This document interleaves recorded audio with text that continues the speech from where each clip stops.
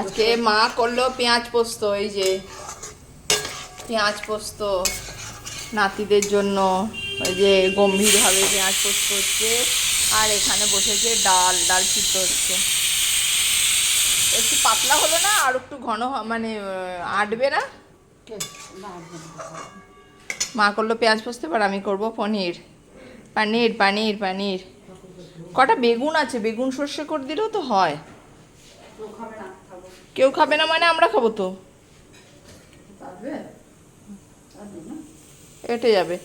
আর পেঁয়াজ পোস্ত বন্ধুরা তোমরা কারা ভালোবাসো? আমার বাড়িতে তো, আমাদের বাড়িতে তো সবাই ভালোবাসে, তবে আমি খেতে পারি না, আমার ভীষণ অম্বল হয়ে যায়।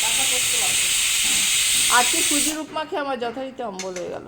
মিমো খেলো না, কাঁচা পোস্ত খাবি, কেটে নিবি, তাই করতে হবে। চলো, কার কার পছন্দের এটা বলবে। দেখো মা ঢালছে, এরপর আমি ঢুকবো। আমি স্নান আর ঠাকুরকে দিতে গেছিলাম।